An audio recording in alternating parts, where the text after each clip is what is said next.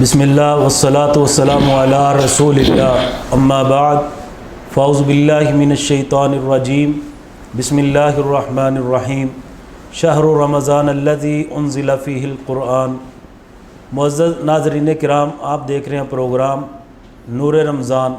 میں ہوں آپ کا میزبان عمر فاروق شاکر، اور میرے ساتھ اس وقت موجود ہیں فضیلت الشیخ سید محمد سبطین شاہ نقوی حفظہ اللہ تعالی۔ ہمارے اس لائیو پروگرام کو زیادہ سے زیادہ آگے شیئر کریں تاکہ لوگوں کی اصلاح کا سبب بنے، اور آپ احباب اپنے سوالات ہمیں کمنٹ باکس میں بھیجیں۔ انشاءاللہ تعالی اس بھائی کا کوئی اہم سوال ہوا اس کا اسی لائیو پروگرام میں ضرور جواب دیا جائے گا۔ چلتے ہیں پروگرام کی طرف۔ محترم شاہ صاحب، السلام علیکم ورحمۃ اللہ وبرکاتہ۔ سوالات کا سلسلہ شروع کرنے سے پہلے ناظرین کو قرآن و حدیث کی روشنی میں کوئی نصیحت فرما دیں۔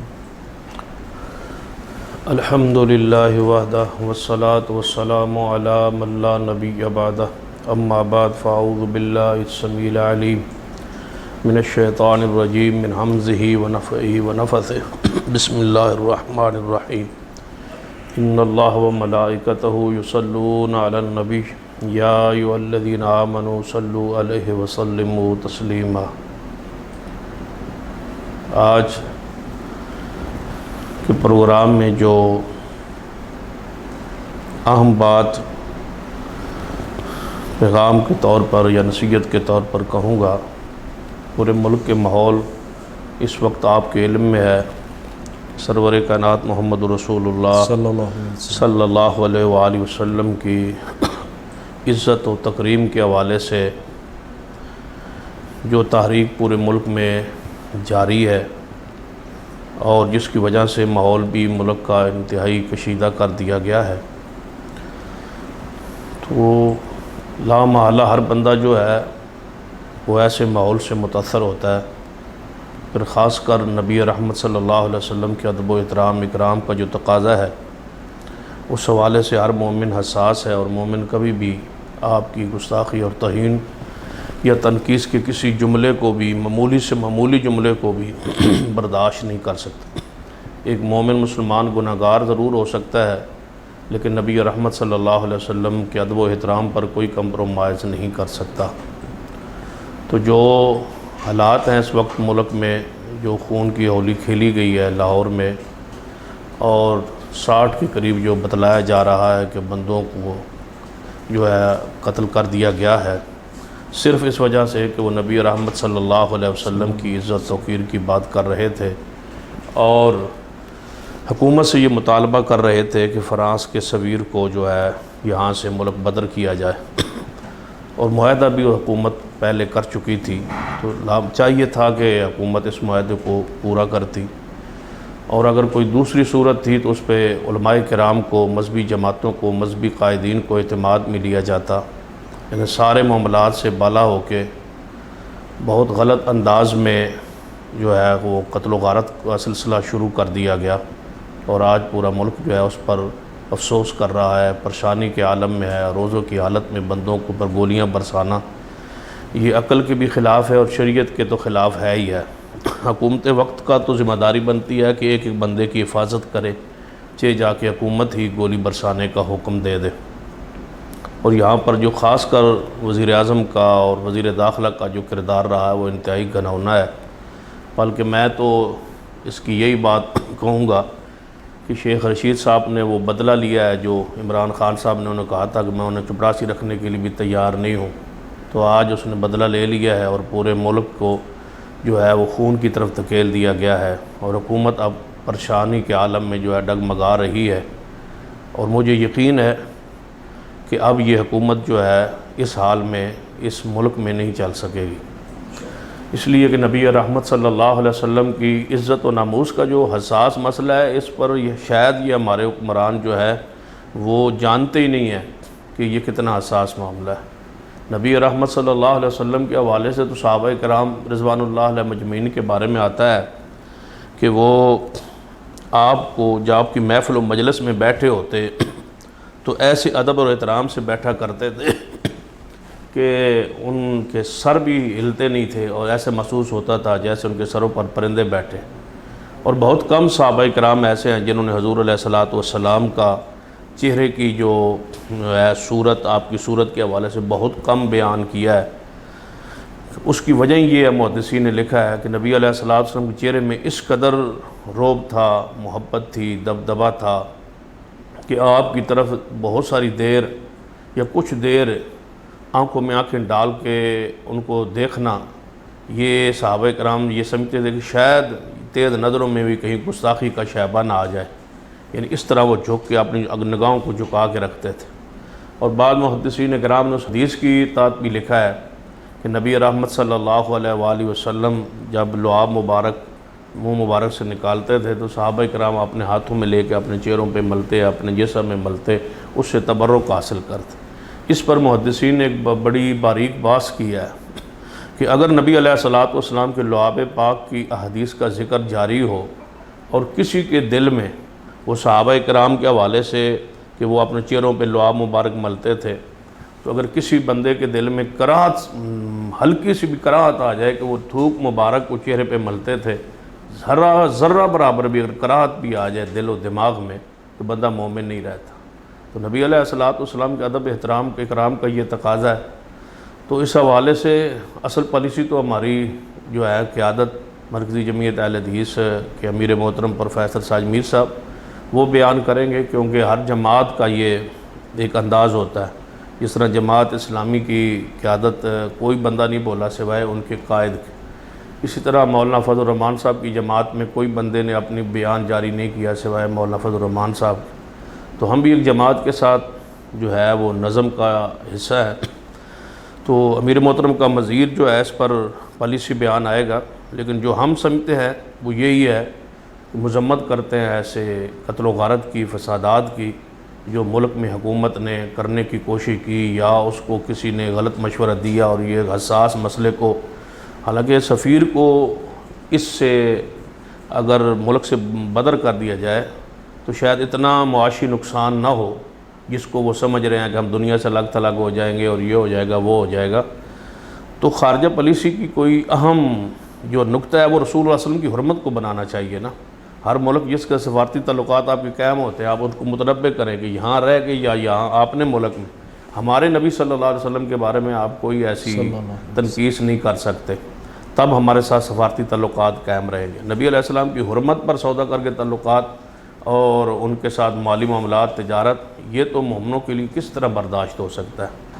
تو لہٰذا فی الفور ہم تو یہ سمجھتے ہیں کہ حکومت کو استعفیٰ دے دینا چاہیے، بدل دینا چاہیے، اور کوئی قومی انداز میں ایسی حکومت آئے جو اس معاملے کو سلجھائے، وگرنہ ملک انتہائی جو ہے گھمبیر حالات میں چلا جائے گا اور فسادات شروع ہو جائیں گے، اور ملک میں کسی کو اپنی جان کے تحفظ کا جو احساس ہے، ذمہ داری ہے، وہ نہیں رہے گی، اور وہ فوری طور پر جو ہے مذاکرات کر کے طریق لبیک کی جو قیادت ہے اس کو رہا کیا جائے اور ان سے مذاکرات کیے جائیں، اور جو مطالبہ ہے انہی کا نہیں ہے، سارے مسلمانوں کا ہے، ہم اہل حدیثوں کا ہے، دیگر مسالک کا ہے کہ نبی علیہ الصلاۃ والسلام کی حرمت پر کوئی کمپرومائز نہیں ہے، اور فرانس کے ساتھ مکمل طور پر معاشی، سفارتی، ہر قسم کا بائیکاٹ ہونا ضروری ہے۔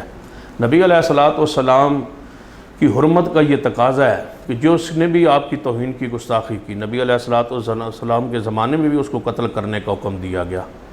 تو نبی علیہ الصلاۃ والسلام نے ابو رافع یہودی کو قتل کروایا، عبداللہ بن ام مکتوم رضی اللہ تعالیٰ اپنی لونڈی کو قتل کر دیا تھا اور خود کر دیا تھا۔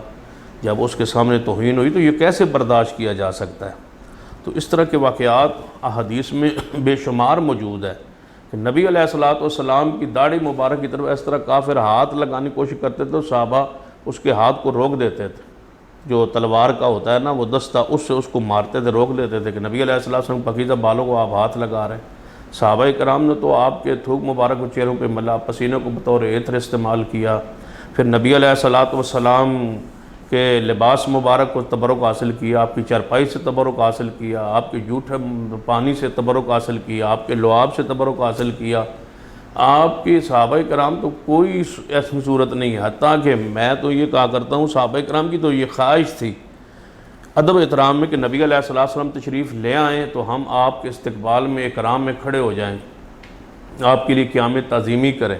صحابہ کرام میں سے بعض صحابہ نے یہ بھی عرض کیا تھا یا رسول اللہ صلی اللہ علیہ وسلم، ہم نے بادشاہوں کو، لوگوں کو سجدہ کرتے دیکھا ہے، ہمارا جی تو ہے کہ آپ کو بھی سجدہ کریں، لیکن نبی علیہ الصلوۃ والسلام نے اس کو روکا، فرمایا نہیں، میرے لیے سجدہ جائز نہیں ہے، سجدہ اللہ تبارک و تعالیٰ کے لیے، میرے لیے قیام نہیں ہے، وقوموا للہ قانتین، قیام اللہ تعالیٰ کے لیے ہے اور خاص ہے۔ یہ کام نبی علیہ السلام خود روک دیے، وغیرہ صحابہ کرام تو آپ کی محبت میں، ادب میں، احترام میں یہ ساری چیزیں کرنے کے لیے تیار تھے۔ تو آج کیسے برداشت ہو سکتا ہے مومن سے کہ وہ نبی علیہ السلام کی توہین تنقیص یا ایسے ملک کے ساتھ کلمہ خیر کہے جس نبی علیہ السلام کی توہین کی ہے؟ لہذا ہمارا اس پر رد عمل بھی ہے، ہمارا یہ اس پر جو ہے اپنے جذبات بھی ہیں کہ فوری طور پر یہ مسئلہ حل ہونا چاہیے تاکہ ملک بہت بڑے آزمائش سے نکل آئے اور حالات جو ہیں وہ نارمل ہو جائیں، سفیر کو یہاں سے بھگا دیا جائے، نکال دیا جائے، اور ان کے جائز جو مطالبے ہیں طریق لبیک کے ان کو قبول کرنا چاہیے۔ اور ان سارے ساتھیوں سے بھی کہوں گا جتنے بھی ہیں کہ نبی علیہ السلام کی محبت، ادب، احترام کا تقاضا یہی ہے کہ کسی اور عامی بندے کو نقصان نہ پہنچایا جائے، نہ فوج کو، نہ پولیس کو نقصان نہ پہنچایا جائے، سرکاری عملہ کو نقصان نہ پہنچایا جائے۔ لیکن یہ ہوتا رد عمل میں ہے، جب پولیس کسی پر دھاوا بول دے گی یا ان کا کھانا پینا بند کرے گی یا گرفتاریاں کرے گی تو پھر یہ لازمی رد عمل ہے کہ جب قانون کے مطابق گرفتاری ہی نہیں ہے، معاہدے کی خلاف ورزی، جب گرفتاری ہی معاہدے کی خلاف ورزی ہے تو پھر جب آپ قانون توڑیں گے، آئین توڑیں گے، وعدہ توڑیں گے تو بندوں پر کیسے آپ لازم کر سکتے ہیں کہ وہ قانون کی پاسداری کریں؟ پھر ان کی پاسداری حکومت کرے گی، فوج کرے گی، پولیس کرے گی، عامی حکمران کریں گے تو تب عوام سے توقع ہو سکتی ہے نا۔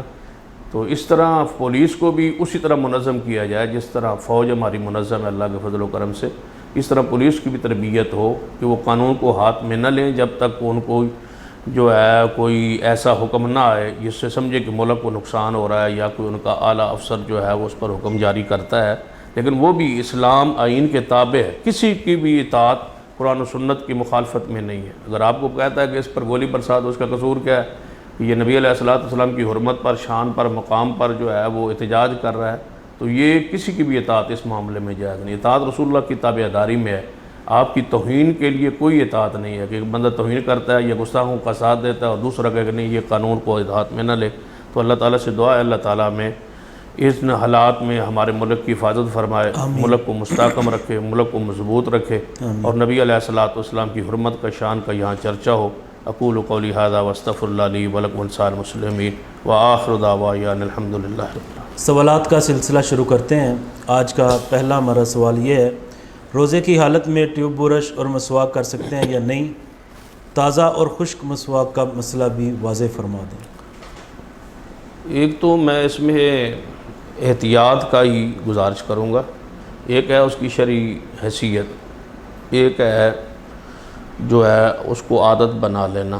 ایک بندہ جان بوجھ کے روزانہ ٹوتھ پیسٹ کرتا ہے، افطاری کے یعنی سحری کے بعد کرنے کی کوشش کرتا ہے، یعنی اس کو چاہیے تو یہ کہ وہ پہلے اپنے دانتوں کو سحری کے وقت کھانے کے بعد صاف کر لے۔ لیکن یہاں تک ہے شرعی جواز، تو جواز کی حد تک تو کوئی مسئلہ نہیں ہے، ٹوتھ برش بھی ہو سکتا ہے، ٹوتھ پیسٹ وغیرہ استعمال کیا جا سکتا ہے۔ اس کو محدثین کرام نے، اس علماء کرام نے اس حدیث پر قیاس کیا ہے کہ نبی علیہ السلام نے فرمایا کہ کھانا پکانے والی جو عورت ہے وہ اپنا نمک وغیرہ چکھنا چاہے تو چکھ سکتی ہے، یا وہ نمک چکھے گی، ذائقہ اس کے منہ میں آئے گا، سالن چکھے گی تو اس کا منہ میں ذائقہ آئے گا، تو لازم بات ہے وہ حلق تک بھی جاتا ہے، پھر اس کو وہ تھوک دیتی ہے روزے کی حالت میں۔ تو ٹوتھ پیسٹ کا بھی وہی حکم ہے، یہ منہ میں استعمال ہوتا ہے، ذائقہ اس کا جو ہے وہ ذرات اس کے معدے میں تو نہیں پہنچ سکتے نا، تو اس کو جس طرح کلی کی جا سکتی ہے اس طرح مسواک بھی کیا جاتا ہے، ٹوتھ پیسٹ بھی کیا جا سکتا ہے۔ تو جب ٹوتھ پیسٹ کیا جا سکتا ہے پھر خشک مسواک اور تر مسواک والا تو مسئلہ ہی ختم ہو گیا نا۔ تو یہ بعض لوگوں نے ویسی پابندی بنائی ہوئی ہے کہ تر مسواک جو ہے وہ نہیں کرنا چاہیے، جب منہ میں جائے گا تو وہ تر تو ہو جائے گا، اس لکڑی کا ذائقہ منہ میں تو آئے گا مسواک، لہذا یہ فضول سی بات ہے۔ اس مسئلے میں اسلام میں کوئی پابندی نہیں ہے، جواز موجود ہے، ٹوتھ پیسٹ بھی کر سکتا ہے اور مسواک خشک اور تر دونوں کر سکتا ہے۔ حالت روزہ میں منہ کی تری یعنی لعاب وغیرہ حلق سے نیچے اترنے پر روزہ باقی رہ جائے گا؟ جان بوجھ کے ایسا نہ کرے کہ تری کلی کرتا رہے اور تری اندر لگاتا رہے، گزارتا رہے، ایسا نہ کرے۔ بس یہ ہے کہ کولی کرے، اور اس کی تری اگر اندر جاتی ہے، لعاب جاتا ہے، تھوک جاتا ہے، تو یہ معدے میں کوئی چیز جو ہے اس کو فائدہ نہیں پہنچاتی جو اس کی خوراک کا حصہ بنے، تو انشاءاللہ روزہ نہیں ٹوٹتا۔ رسول اللہ صلی اللہ علیہ وسلم نے فرمایا مجھے نہیں خوف کہ میرے بعد آپ شرک کرو گے، اس کی وضاحت فرما دیں۔ یہ حدیث صحیح البخاری وغیرہ میں آتی ہے کہ مجھے خطرہ نہیں ہے کہ اس بات کہا کہ تم جو ہے میرے جانے کے بعد شرک کرو گے، لیکن اس بات کا مجھے خطرہ ضرور ہے کہ دنیا کے معاملات میں کھو جاؤ گے۔ تو یہ حدیث جو ہے اس کے جو معنی محدثین کرام نے کی ہے وہی معنی لینا چاہیے جو صحابہ کرام نے، محدثین کرام نے لیے ہے۔ نیا معنی جو ہوتا ہے یہ ہم سمجھتے ہیں کہ اس سال میں یا اس صدی میں جو نئے معنی کیے جا رہے ہیں آیات قرآنیہ کے یا احادیث کے، یہ درست نہیں ہے۔ قرآن پاک کا وہی معنی لینا چاہیے، حدیث کا بھی وہی معنی لینا چاہیے جو صحابہ کرام، محدثین کرام نے لیا ہے۔ تو تمام محدثین کا اس بات پر اتفاق ہے کہ اس حدیث کا امام ابن حجر رحمۃ اللہ علیہ کی جو آپ فتح الباری وغیرہ ابن حجر رحمۃ اللہ علیہ کی پڑھیں، فتح الباری کی جو صحیح البخاری کی شرح ہے، اس میں دو چیزیں بیان ہوئی ہیں کہ اس حدیث کا دو چیزوں کے ساتھ تعلق۔ پہلی چیز یہ ہے کہ سارے صحابہ کرام کے بارے میں رسول اللہ صلی اللہ علیہ وسلم نے گارنٹی دے دی ہے کہ مجھے تجھ پہ خطرہ نہیں ہے کہ تم شرک کرو گے، یعنی اس حدیث سے یہ ثابت ہوتا ہے کہ صحابہ کرام رضوان اللہ علیہ مجمعین شرک نہیں کریں گے اور سارے صحابہ جنت میں جائیں گے۔ تو اس پر تو اتفاق ہے، یہ معنی تو مسلمہ ہے، اس معنی میں تو کسی فرقے کو، کسی گروہ کو اختلاف نہیں۔ دوسرا معنی جو ہے کہ پوری امت میں سے کوئی بندہ قیامت تک شرک نہیں کرے گا، یہ معنی لینا جو ہے یہ جائز نہیں ہے، اس لیے کہ دیگر آیات قرآنیہ اور حدیث ایسی موجود ہیں جن میں لوگوں کے شرک کرنے کا تذکرہ موجود ہے۔ مثلا صحیح البخاری میں حدیث آتی ہے، نبی علیہ السلام نے فرمایا کہ اس وقت تک قیامت نہیں آئے گی جب تک میری امت دوبارہ بتوں کی پوجا نہ شروع کر دے۔ تو یہ بتوں کی پوجا بالاتفاق شرک ہے۔ اسی طرح نبی علیہ السلام نے اور کئی شرک کے حوالے سے جو ہے بتوں کی پوجا کے حوالے سے خبریں دی ہیں کہ ایسا میری امت میں شروع ہو جائے گا۔ پھر نبی علیہ السلام نے فرمایا کہ میری امت میں سے جو شخص شرک پر نہیں مرے گا اللہ تعالیٰ اس کو معاف کر دے گا۔ تو جب شرک ہو ہی نہیں سکتا تو پھر اس حدیث کا کوئی معنی نہیں۔ پھر نبی علیہ السلام فرماتے ہیں کہ جس جنازے میں 40 مواعد شامل ہو جائیں جنہوں نے شرک نہ کیا تو اللہ تعالیٰ میت کے گناہوں کو معاف کر دیتا۔ تو اس حدیث سے بھی یہ ثابت ہوتا ہے کہ آپ کے بعد کوئی نہ کوئی لوگ ایسے آئیں گے جو شرک کریں گے، کیونکہ نبی علیہ السلام نے ساتھ شرک کی قید لگائی ہے کہ وہ شرک نہ کرتے ہوں گے تب اللہ تعالیٰ ان کی سفارش کو قبول کرے گا۔ اسی طرح حدیث ہے لکل نبی دعوت المستجاب، صحیح البخاری میں کہ ہر نبی کو اللہ تعالیٰ ایک دعا کا اختیار دیتا ہے اپنے دور میں۔ مجھے بھی اللہ نے اختیار دیا ایک دعا جو چاہے کر لیں اللہ تعالیٰ قبول فرمائے گا۔ پھر آپ فرماتے ہیں وہ دعا میں نے قیامت تک کے لیے مؤخر کر لی ہے، قیامت والے دن وہ میں دعا کروں گا اس امتی کے لیے جس نے شرک نہیں کیا ہوگا۔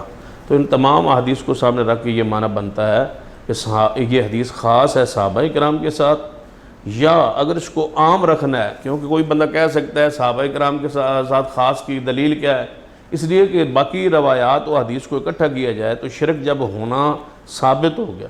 اور جو لوگ کہتے ہیں کہ نہیں اس حدیث سے یہ ثابت ہوتا ہے کہ پوری امت ہی مشرک نہیں ہو سکتی، کوئی شرک کر ہی نہیں سکتا، انہی سے پوچھا جائے کہ کیا قبروں پر سجدے نہیں ہوتے، تو وہ کہتے ہیں کہ سجدے تو ہوتے ہیں، اور پھر ہم ان سے پوچھتے ہیں کہ یہ شرک ہے یا توحید ہے، تو وہ کہتے ہیں یہ شرک ہے۔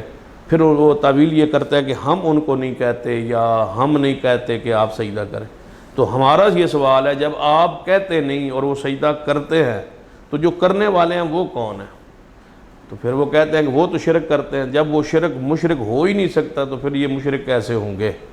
تو لہذا ان کی بات جو ہے نا ایک روایت سے ایک معنی کریں دوسری معنی سے ٹکرا جاتا ہے، دوسری روایت سے حدیث سے ٹکرا جاتا ہے۔ تو اس کا دوسرا معنی جو محدثین نے کیا اگر اس کو عام رکھنا ہے، اور عام رکھا جا سکتا ہے کیونکہ خاص کرنے کے لیے کوئی خاص دلیل چاہیے نا، جب عام رکھیں گے تو اس کا معنی یہ ہوگا دیگر احادیث کی روشنی میں کہ آپ کا فرمانے کا معنی یہ ہے کہ صحابہ کرام شرک نہیں کریں گے، اور دوسرا معنی یہ ہے کہ اگر ساری امت لے لی جائے تو امت میں ایک گروہ ایسا توحید پر قائم رہے گا جو شرک نہیں کرے گا۔ یہ نہیں ہے کہ میری ساری امت ہی شرک میں چلی جائے گی، ایک گروہ توحید پر قائم رہے گا، کیونکہ یہ بھی دوسری حدیث سے معنی متعین ہو رہا ہے، کیونکہ نبی علیہ السلام لا تزال طائفۃ من امتی منصورین علی الحق، میری امت کا ایک گروہ حق پر قائم رہے گا، یعنی توحید پر قائم رہے گا۔ یہاں حق سے مراد توحید ہے، اسلام ہے، دین ہے، شریعت، کیونکہ حق کا اصل تو لہو دعوت الحق، اصل تو توحید ہی حق ہے نا۔ تو لہذا ایک گروہ حق پر قائم رہے گا، یعنی توحید پر قائم رہے گا، تو ساری امت مل کے مشرک نہیں ہوگی، ایک گروہ پر قائم رہے گا، اور ہم انشاءاللہ اس گروہ میں شامل ہیں، ہمارے عقیدے اور ایمان میں عمل میں شرک نہیں ہے۔ صلاۃ التسبیح کا کیا حکم ہے؟ صلاۃ التسبیح کی حدیث جو ہے وہ حسن درجے کی ہے، یعنی ضعیف نہیں ہے، قابل حجت ہے، اس کو پڑھا جا سکتا ہے، لیکن جماعت ہمارے علم میں کوئی ایسی حدیث نہیں ہے کہ اس کے لیے جماعت کروائی جائے، اس کی مختلف حیت ہے، صورت ہی الگ ہے نا، کلمہ پڑھنا ہے اور سب نے پڑھنا ہے، تو جو لوگ امام بھی پڑھ رہے ہیں، پیچھے بھی پڑھ رہے ہیں، جاری پڑھیں گے، سری پڑھیں گے، وہ پڑھ لے گا، پچھلے نہیں پڑھ سکے گا، وہ پہلے چلا جائے گا، پچھلے والا کیا کرے گا؟ تو اس لیے اس کی حیت ہی مختلف ہے، الگ الگ پڑھے، جب چاہے پڑھ لے، روزانہ پڑھے، ہفتے بعد پڑھے، یا مہینے بعد پڑھے، سال بعد پڑھے، زندگی میں ایک مرتبہ پڑھے۔ آپ نے سیدنا عباس کو سکھلائی تھی، سیدنا عباس رضی اللہ تعالیٰ ایک ہی ہے اس حدیث کے راوی، اور انہوں نے بیان کیا ہے، اور وہ بھی سوچیں جو کہتے ہیں خبر بعد جو ہوتی ہے وہ حجت نہیں ہوتی، سیدنا عباس رضی اللہ تعالیٰ عنہ نے ہی روایت کی ہے، اور وہی اس کے قائل ہیں، اور ہم بھی ان کی اتباع میں یہ پڑھتے ہیں۔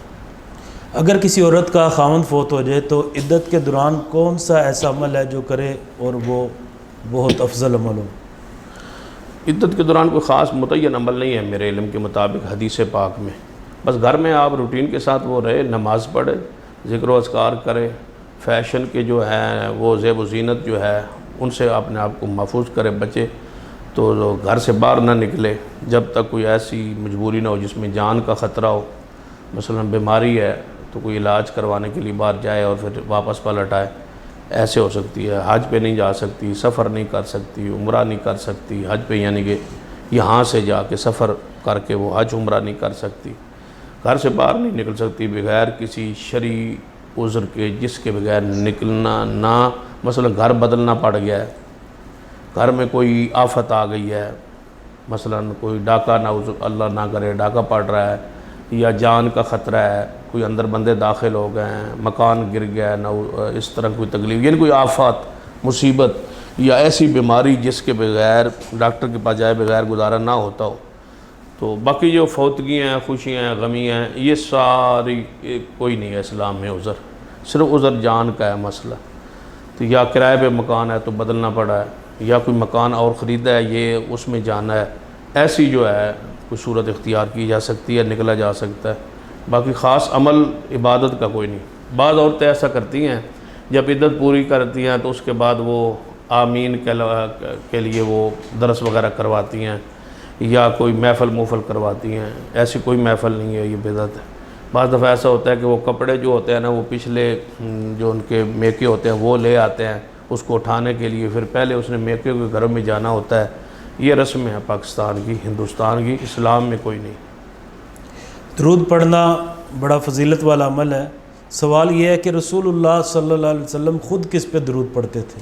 آپ اپنی ذات پہ پڑھتے تھے، اللہ سے دعا کرتے تھے، جس طرح ہم اپنے لیے دعا کرتے ہیں، حضور علیہ الصلوۃ والسلام اپنے لیے پڑھتے تھے، اپنے آل پر پڑھتے تھے، ان اللہم صلی علی محمد وعلی آل محمد، جیسے بندہ اپنے نام میں نہیں یہ کہتا، کوئی بندہ نام کہتا ہے اپنے نام میں، اپنی گفتگو میں یہ کہتا ہے کہ میں یہ نہیں، اگر یہ کام کروں تو میں یہ ہوں، اپنا نام لیتا ہے نا بندہ، تو یہ اللہ تعالیٰ کے جو کہ الفاظ سکھلائے ہیں، تو رسول اللہ صلی اللہ علیہ وسلم پر وہی ایسے الفاظ نازل ہوئے، جب سکھائے جائیں گے الفاظ، جبریل آئے گا، اللہ تعالیٰ الفاظ دے گا کہ یہ جا کے حضور کو دے، اور یہ وہ پڑھے اور آگے ان کی امت پڑھے، تو اللہم صلی علی محمد، تو حضور علیہ الصلوۃ والسلام یہی الفاظ دہراتے تھے اور یہی پڑھتے تھے جیسے آسمان سے نازل ہوئی، تو نبی علیہ الصلوۃ والسلام کی شریعت پوری آپ دیکھ لیں، جہاں بھی حضور کو مخاطب کیا گیا حضور نے وہ الفاظ نہیں بدلے، مثلا قل هو اللہ احد، تو یہاں بنتا تھا نا اقول،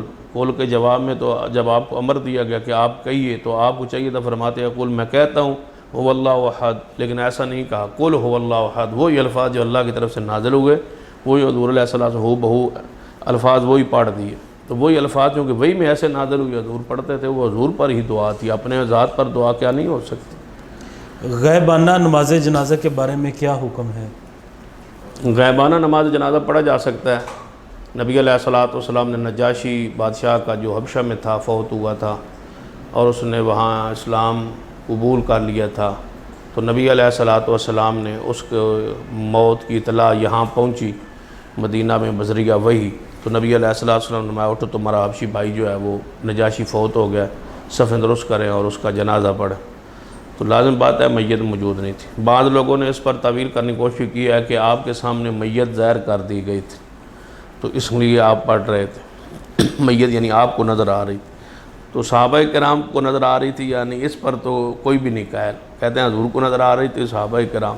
تو پھر ایسا بھی کیا جا سکتا ہے نا کہ امام کے لیے میت کا حاضر ہونا ضروری ہے، پچھلوں کے لیے حاضر ہونا ضروری نہیں ہے، تو پھر صحابہ کا تو پھر غیبانہ ہوا۔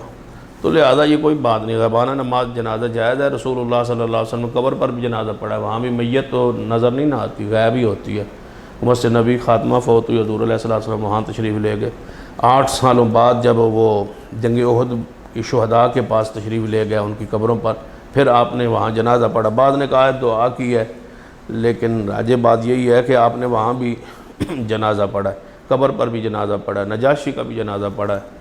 تو غیبانہ جنازہ بالاتفاق درست ہے، اور اب تو پورا ملک مانتا ہے، کوئی بڑا لیڈر فوت ہو جائے تو سارے مسالے کے لوگ پڑھتے ہیں، جو نہیں مانتے وہ بھی پڑھتے ہیں۔ جنازہ ایک سے زیادہ مرتبہ پڑھا جا سکتا ہے؟ جنازہ جتنی مرتبہ بھی پڑھیں کوئی مسئلہ نہیں ہے۔ نبی علیہ السلام نے وہ حدیث جو بخاری کی ابھی میں نے پڑھی ہے نجاشی اور اس کے حوالے سے، خاتمہ مسجد نبی کے حوالے سے، تو صحابہ نے پڑھا ہوا تھا۔ حضور علیہ السلام نے فرمایا اس کی مجھے قبر بتلاؤ، پھر قبر پہ تشریف لے گئے، صحابہ کرام نے صفحے بنائی، تو بعض صحابہ کرام دوبارہ جنازہ پڑھا۔ لازم بات ہے وہی بتلا سکتا ہے جو پہلے وہاں دفن کے لیے گیا ہو، جنازہ جس نے پڑھا ہو، تو صحابہ کرام دوبارہ جنازہ پڑھا ہے۔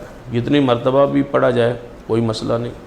یہاں سے میت ہوتی ہے بعد دفعہ، مثلا ایک بندہ فوت یہاں ہوا ہے سرگودا میں، اب اس کی تدفین کہیں اور ہونی ہے، کسی اور اپنی بستی میں، کسی علاقے میں، جواز تو ہے نا تدفین کا، یہاں سے وہاں منتقل کیا جا سکتا، تو یہاں جنازہ بھی ہوگا، وہاں جنازہ بھی، یہاں والے لوگ وہاں جائیں گے تو وہ بھی ساتھ جنازہ پڑھیں، کوئی حرج نہیں ہوگا۔ یہ بعض لوگوں نے غلط کہا ہے کہ دوبارہ جنازہ نہیں ہو سکتا، اور بار وہاں اعلان ہوتا ہے کہ جس نے پیچھے پڑھا ہے وہ نکل جائے باہر، ایسی کوئی دلیل موجود نہیں ہے۔ حتیٰ کہ امام ابو حنیفہ رحمۃ اللہ علیہ کے بارے میں آتا ہے، ان کی جو ہے سوانح حیات میں یا ان کے تذکرے میں نے کہیں پڑھا تھا، شیخ یہ غالباً علامہ شہاد القصری صاحب حافظ اللہ نے بھی کہیں لکھا ہے کہ امام حنیفہ رحمۃ اللہ علیہ کا جنازہ 6 مرتبہ پڑھا گیا تھا۔ تو امام ابو حنیفہ تو وہ انہوں نے بڑا پیارا تبصرہ کیا کہ امام ابو حنیفہ رحمۃ اللہ علیہ کا جنازہ اپنا 6 مرتبہ پڑھا گیا، تو وہ تکرار جنازہ کے قائل نہیں تھے کہ ایک بندے کی میت کا جنازہ 2 مرتبہ پڑھا جائے، انہی کا اپنا جنازہ 6 مرتبہ پڑھا گیا۔ تو وہ بڑے نا انہوں لطیفہ علمی بیان کیا ہے، فرماتے ہیں کہ ان کی تحقیق یا ان کی فکر تو اسی وقت ہی ختم ہو گئی تھی جب امام صاحب دنیا سے گئے تھے، تو جو ان کا سوچ تھی اس کے خلاف وہاں ہوا، 6 مرتبہ جنازہ پڑھا گیا، تو وہ تو ساتھ ہی دفن ہو گئی نا، پھر جو تحقیق تھی ختم ہو گئی۔ تو لہذا یہ کوئی مسئلہ نہیں ہے جنازے کا، امام صاحب علیہ رحمہ کا جنازہ کئی مرتبہ پڑھا گیا۔ تو نبی علیہ السلام کا جنازہ پاک جو ہے وہ صحابہ کرام نے فردن پڑھا ہے، ٹھیک ہے نا، الگ الگ پڑھا ہے، تو کئی مرتبہ پڑھا گیا۔ میت کو دفن کرنے کے بعد 70 قدم پیچھے ہٹ کے جو دعا کرتے ہیں لوگ، کیا ایسا کرنا درست ہے؟ میت کو دفن کرنے کے بعد 70 قدم، مجھے نہیں اس کا فلسفہ سمجھ آیا، شاید غالباً یہ سمجھتے ہیں کہ وہاں پر اب سوال کتاب شروع ہو گیا ہے تو دوبارہ پڑھیں، تو 70 قدم یہاں ہٹ کے سوال کتاب شروع ہے، اس پر دلیل کوئی نہیں ہے، جو نبی علیہ السلام فرمایا جب تم دفن کر پیچھے ہٹتے ہو نا تو اس وقت اس سے سوال و جواب فوری شروع ہو جاتا ہے۔ تو پہلے دعا ہوتی ہے، حساب کتاب کے بعد کیا ہونی، دعا تو پہلے جب ہٹنا ہے اس سے پہلے دفن کرنا ہے، اس پر دعا کرنی کہ یا اللہ اس کو ثابت قدم فرما، پھر پیچھے ہٹنا ہے، اس کے علاوہ کوئی دعا ایسا حدیث میں ثابت نہیں۔ فوتگی کے دوسرے تیسرے دن جو اکثر لوگ گھروں میں درس وغیرہ دلواتے ہیں، اس کے بارے میں کیا آپ؟ پہلے جو تھا وہ اس کو کل کہا جاتا تھا یا تیجا کہا جاتا تھا، اور اس کا نام جو تھا وہ کل تھا۔ اب بعض لوگوں نے اس کا نام قرآن خوانی رکھا ہے، اور بعض لوگوں نے نئے حالات کے ساتھ اس کو مطابقت کرنے کے لیے جو ہے وہ درس قرآن رکھ دیا۔ عمل ایک ہی ہے، سب کا عمل جو ہے وہ ایک ہی ہے۔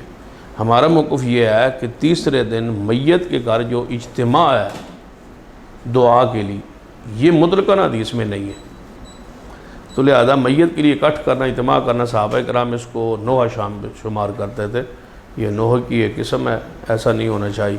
جو مولوی ایسا کرتے ہیں انہیں اللہ سے ڈرنا چاہیے، بدعات سے قوم کو محفوظ کرنا چاہیے۔ یہ عمل بہت سنگین جو ہے وہ بدعت ہے، جس کا تذکرہ حدیث میں موجود نہیں ہے۔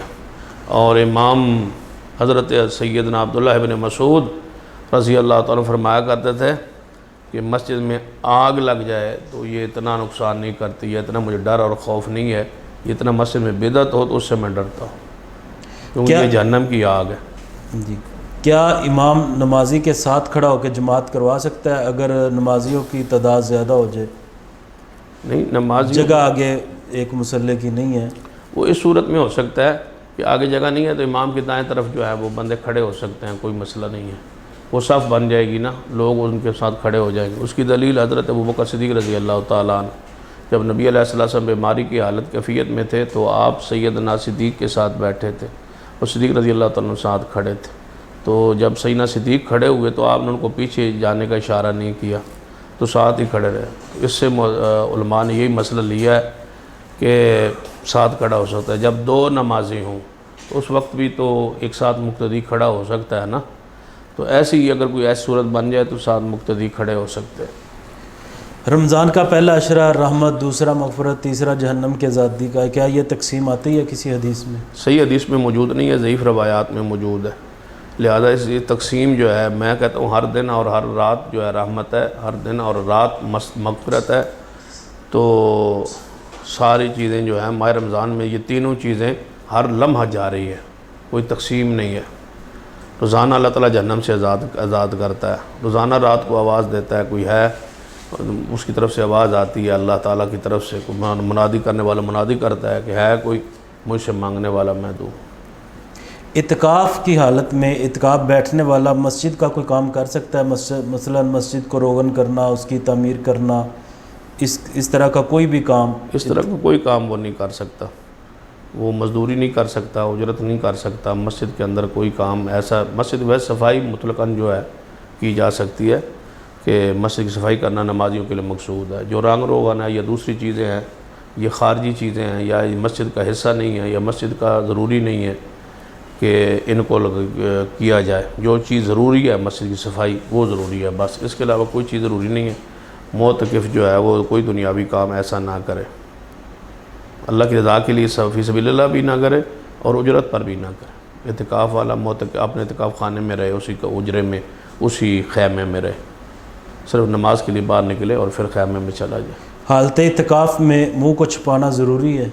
نہیں، منہ کو چھپانا ضروری نہیں ہے، وجود پورے کو چھپانا سنت ہے، یعنی اندر میں رہے، خیمے میں زیادہ رہے، باہر جو اکٹھے ہو کے گپے شپے لگاتے ہیں نا، یہ نہیں ہے ٹھیک، دنیاوی گپ شپ نہیں ہونی چاہیے۔ یہ تو سارے اکٹھے بیٹھ کے سیاست کوٹتے ہیں، وہاں پر گپ شپ لگاتے ہیں، گلا ہوئی چغلی بھی ہوتی ہے، تو کم از کم یہ 10 دن گناہ تو نہ ہو، بندہ اندر بیٹھا جو مسجد میں گناہ جاری ہے تو پھر فائدہ اعتکاف کا۔ دکان میں جو سامان ٹوٹل موجود ہے اس پہ زکوٰۃ ہے یا آمدنی پہ زکوٰۃ ہے؟ آمدنی جتنا سامان موجود ہے، تجارتی جتنا سامان ہے سب کا حساب کرے اور سب پہ زکوٰۃ دے۔ جو قرض لینا ہے اس پر بھی جو دینا ہے وہ تو دینا ہی ہے نا، جو قرض لینا ہے لوگوں سے دینا ہے، وہ پیسے اس کے اگر یقین ہے کہ یہ مجھے مل جائیں گے، روٹین کا قرض ہے، مہینے کے بعد آتے رہتے ہیں جاتے رہتے ہیں، سامان لیتے رہتے ہیں، جیسے دکانداروں کو چلتا ہے، تو وہ پیسے بھی اس میں شامل کرے، صرف دکان اس میں شامل نہیں ہوگی۔ جو مکان کرائے پہ دیا گیا ہے، مکان پہ زکوٰۃ ہے یا کرائے پہ زکوٰۃ؟ کرائے پر زکوٰۃ ہے، مکان پر زکوٰۃ نہیں ہے، اگر اس کرایہ چلتا ہے تو وہ آمدنی پر زکوٰۃ۔ اسلام میں کن حالات میں جھوٹ بولنے کی اجازت ہے؟ اسلام میں جھوٹ نہیں بولا جا سکتا، یہ حرام ہے، جھوٹ اور کبیرہ گناہ ہے۔ نبی اکرم صلی اللہ علیہ وسلم نے جو اجازت دی ہے نا کہ میاں بیوی کے درمیان صلح کروانے کے لیے اور دو بھائی آپس میں لڑے ہوں تو صلح کروانے کے لیے، وہ بھی ایک جھوٹ کی گئی نا، ایک خاص، یعنی کہ اس طرح سمجھے کہ اس کی بھی ایک خد و خال کچھ نہ کچھ ہیں، یہ نہیں ہے کہ وہاں بالکل بندہ جھوٹ بولتا رہے۔ ایسی بات جس سے دوسرے بھائی جس کا صلح کروانا چاہتے ہیں آپ، اس سے نفرت نہ پیدا ہو۔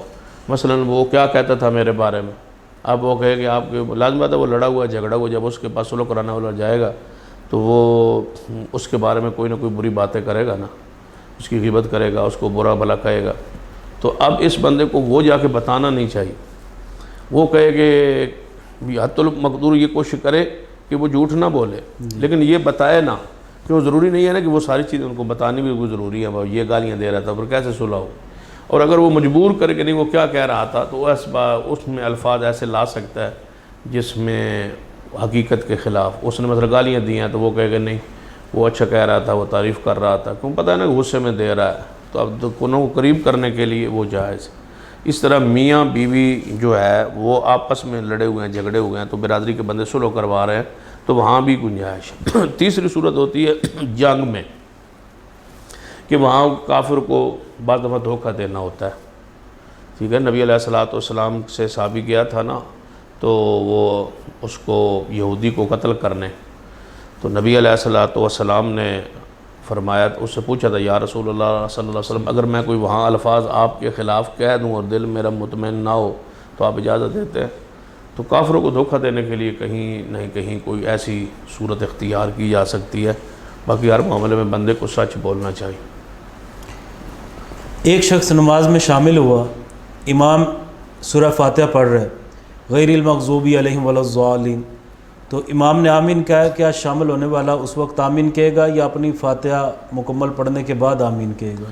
آمین کہہ سکتا ہے امام کے تابع، کوئی اذا امن الامام فامن ہوئے، عام حدیث ہے کہ جب امام آمین کہے تو تم آمین کہو، اس حدیث پہ عمل کر سکتا ہے، پھر فاتحہ بعد میں پڑھ سکتا ہے۔ لوگ غلط باتیں کہتے ہیں، مشہور کرتے ہیں نا، دیکھو جی آمین پہلے ہوگی پھر فاتحہ بعد میں، بھائی یہ پہلے جو امام نے فاتحہ پڑھی ہے اس پر بھی تو آمین کہی جا سکتی ہے نا، ٹھیک ہے، تو پھر بعد میں فاتحہ وہ اپنی پڑھے گا، پھر دل میں پھر آمین کہہ لے، کیونکہ نبی علیہ السلام کا سنت ہے غیر المغضوب علیہم ولا جب پڑھے تو پھر آمین کہے، پھر آمین کہہ سکتا ہے، دوبارہ دل میں کہے گا نا، پھر دوبارہ اونچی نہیں کہہ سکتا، جیسے زور میں آہستہ کہے گا، آمین تو کہے گا نا، آہستہ کہے گا نا، ہر بندے کی الگ الگ ہوگی نا، کوئی پتہ نہیں کس وقت کس نے فاتحہ ختم کی، تو ایسے ہی وہ صرف بعد میں آمین اپنی کہہ لے گا جب اس کی فاتحہ ختم ہوگی، لیکن امام کے ساتھ کہہ سکتے ہیں، الگ حدیث موجود ہے۔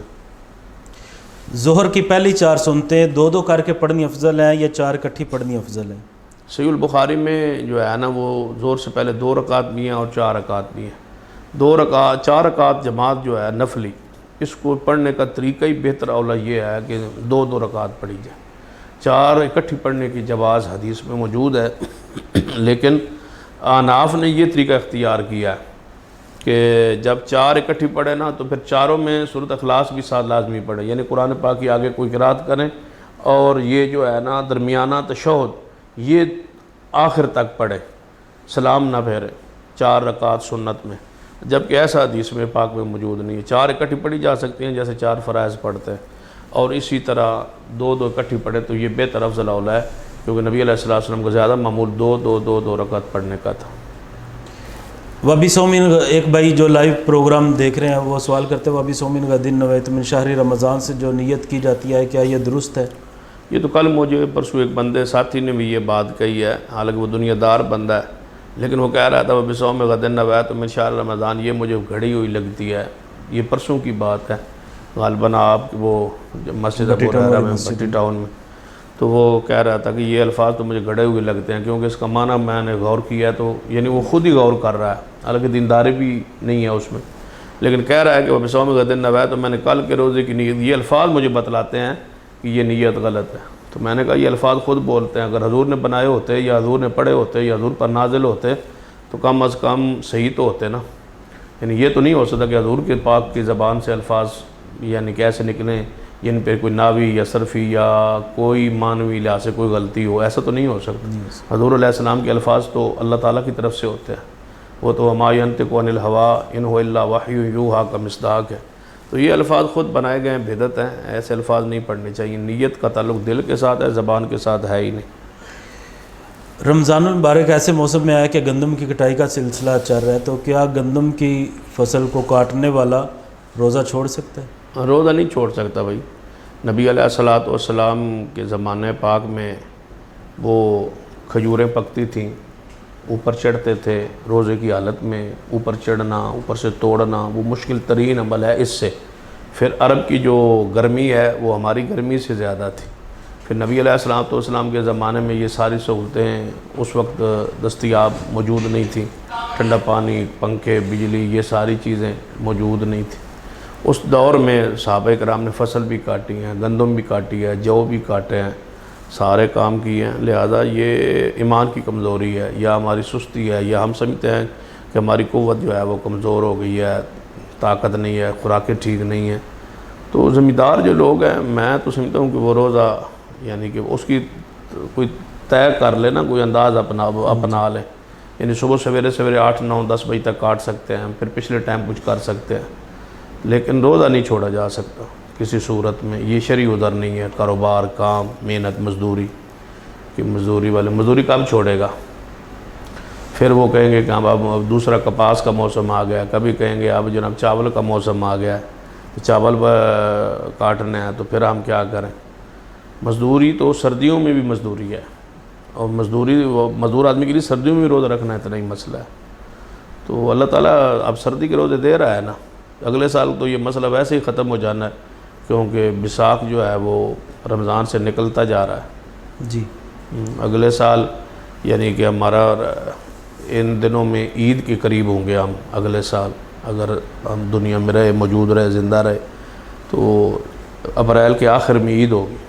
تو اس سے اگلے سال درمیان سے پیچھے 10 اپریل تک عید آ جائے گی.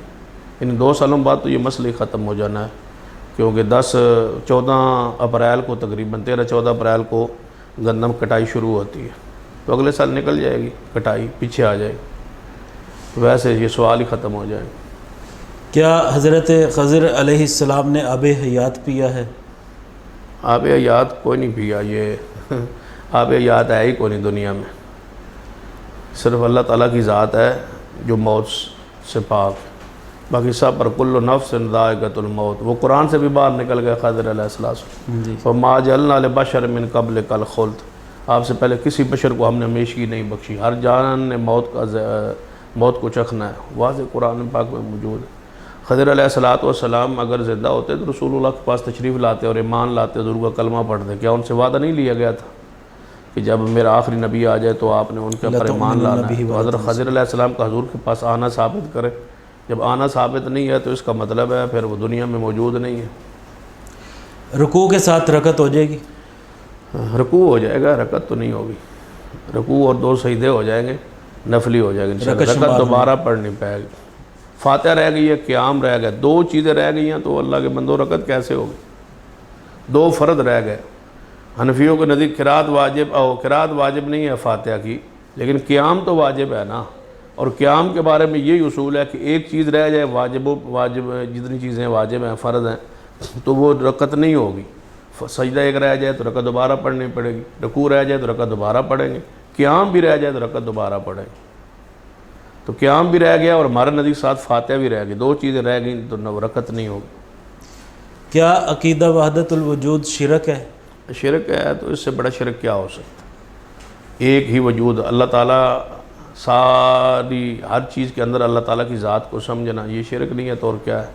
شرک تو مطلب ہے نا اللہ تعالیٰ کی صفات دینا کسی کو، یہ بھی شرک کہتے ہیں. اللہ کی ذات ہی ہر چیز کے اندر داخل کر دینا. وحدت الوجود تو مطلب ہے کہ ایک وجود تھا، باقی سارے یہ اللہ تعالیٰ کے مختلف پرتو ہے، نعوذ باللہ مظہر ہے. اصل میں یہ سارا کچھ اللہ ہی ہے. تو ایک وجود یا وحدت الوجود یہ تو کفری عقیدہ ہے، شرکی عقیدہ ہے. مسلمانوں کا تو عقیدہ نہیں ہے. مسلمانوں کا یہ عقیدہ ہے، اہل سنہ کا یہ عقیدہ ہے کہ اللہ تعالیٰ مخلوق سے جدا ہے اور عرش پر بلند ہے. مخلوق سے الگ جدا ہے اللہ تعالیٰ کی ذات. ناظرین کرام، سوالات کا سلسلہ تو جاری ہے. آج کا آخری اور اہم سوال آپ کے سامنے ہم پیش کرتے ہیں، پھر اس کے بعد آپ کے جو سوالات ہیں وہ آئندہ سیشن میں انشاءاللہ تعالیٰ پیش کیے جائیں گے محترم شاہ صاحب کے سامنے. شاہ صاحب، سوال یہ ہے کہ کیا عورت گھر میں اعتکاف بیٹھ سکتی ہے؟ اعتکاف سے پہلے انشاءاللہ 2-3 پروگرام ویسے بھی آ جائیں گے. کوئی آج سارے سوالات عورت اعتکاف مسئلہ آپ نے پوچھ لیا تو بتا دیتے ہیں عورتوں کی، تاکہ نیت پہلے سے ہی درست ہو جائے، صاف ہو جائے. نبی علیہ السلام کی حدیث ہے، سیدہ عائشہ رضی اللہ تعالیٰ عنہ حدیث کی راوی ہیں. بس عورت ہی راویہ ہے، وہ خود فرماتی ہے کہ رسول اللہ نے فرمایا مسجد میں کہ بغیر اعتکاف نہیں ہے. ابو داؤد وغیرہ میں حدیث کہ مسجد بغیر اعتکاف نہیں ہوتا. جب سیدہ عائشہ نے بیان کر دیا تو ان بات پر یقین کر لینا. سیدہ عائشہ فرماتی نا عورت کے سوا کسی کا مسجد میں نہیں. جیسے حضور نے فرمایا کہ عورت کے دوپٹے کے بغیر نماز نہیں ہوتی. اب مرد اس سے الگ ہو گیا کہ مرد کی ننگے سر ہو جاتی ہے، عورت کی نہیں ہوتی. حضور نے فرمایا مسجد کے بغیر اعتکاف نہیں. ساتھ فرماتے کہ عورت کے سوا. جب حضور نے نہیں فرمایا، حضرت عائشہ روایت کر رہی ہیں اور امی عائشہ خود اعتکاف میں بیٹھتی ہیں اور ازواج مطہرات بیٹھتی ہیں اور مسجد نبوی میں بیٹھتی ہیں. کوئی ہے بندہ ایسا جو ثابت کرے کہ حضور کی ازواج مطہرات نے اپنے حجروں میں اعتکاف کیا ہے؟ حالانکہ ان کے حجرات جو ہیں وہ مسجد کے ساتھ منسلک تھے. سیدہ عائشہ کا جو حجرہ ہے آج حضور علیہ السلام کا وہاں روضہ پاک ہے نا، تو مسجد کے ساتھ ہے. وہاں بیٹھنا ہی مسئلہ نہیں تھا، کھڑکی بھی مسجد کی طرف کھلتی تھی، وہاں بیٹھ سکتی تھی. لیکن وہاں سے نکل کے مسجد میں بیٹھی تو کس بات کی دلیل ہے؟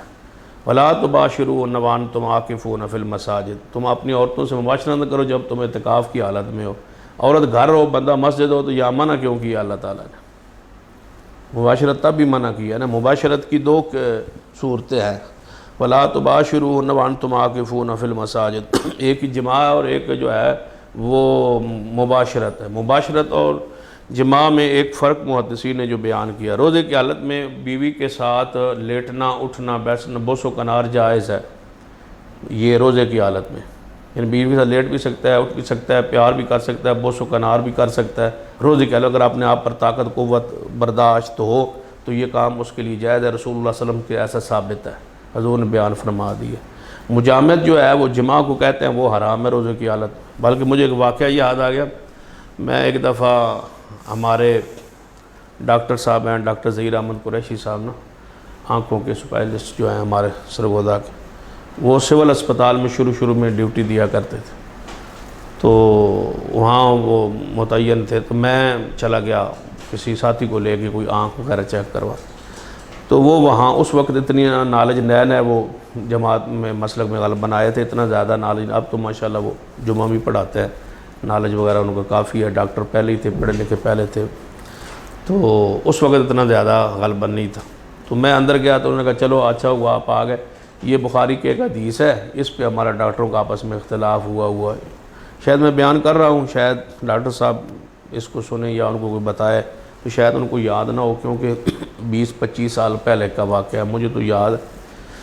تو وہ بخاری کی حدیث انہوں نے کہا یہ مباشرت روزے کی حالت میں لکھا ہوا ہے. حدیث میں بخاری میں لکھا ہوا کہ روزے کی حالت میں رسول اللہ صلی اللہ علیہ وسلم میرے ساتھ مباشرت کرتے. عائشہ فرماتی ہیں تو یہ کیا ہے؟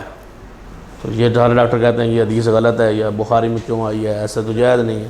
تو میں نے کہا مباشرت جائز ہے، مجامت جائز نہیں. یہ مباشرت ہے اور یہ مجامت، فرق ان کو واضح کیا. تو ایسے ہی جو ہے مباشرت یہاں وَلَا تُبَاشِرُوهُنَّ وَأَنْتُمْ عَاكِفُونَ فِي الْمَسَاجِدِ، عورت کے ساتھ لیٹنا، بوس و کنار کو مباشرت کہا جاتا ہے. تو مباشرت منع ہے.